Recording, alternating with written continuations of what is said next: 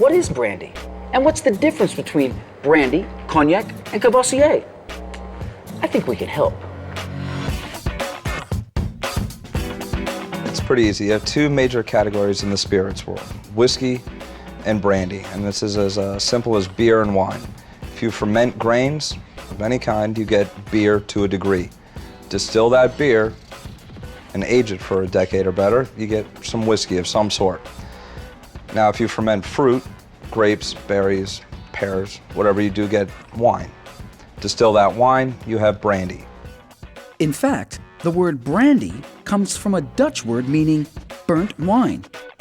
Even though the Dutch named it, another country claims it. Now, it is no big secret that the French kind of hold the crown on the brandy world. And in France, there are three major categories. Number one is cognac. Cognac comes from the Cognac region of France. Number two is Armagnac. That comes from the Armagnac region of France. It's fantastic.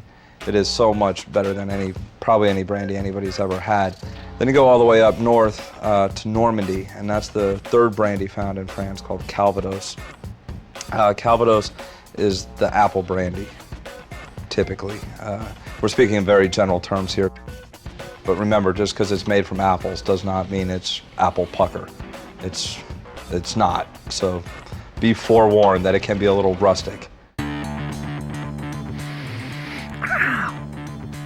When you smell it and you're not trained or you're not used to it, you bury your face in that, you're going to get alcohol vapor. And let's just remember that alcohol vapor does burn. It physically burns. So you want to be a little careful. So when you have it like this, first thing you want to do is kind of smell it as is. When you do that, I'm going to keep your lips kind of open like you're the football player. Kind of a mouth breathing kind of thing. You're going to catch the aromas a lot cleaner, and you're not going to burn the daylights out of the inside of your nose.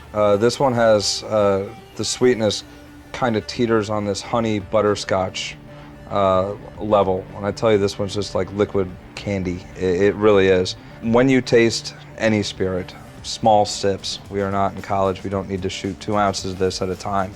But here's the fun part is now. This is what makes brandy brandy, and this is called the finish. All these flavors are still in your mouth. They're right there. And if you just take a deep breath, aimed right through the nose, those flavors are going to explode again. You get into some of the really old stuff, some of the really premier brandies out there. Finish can last 10 minutes.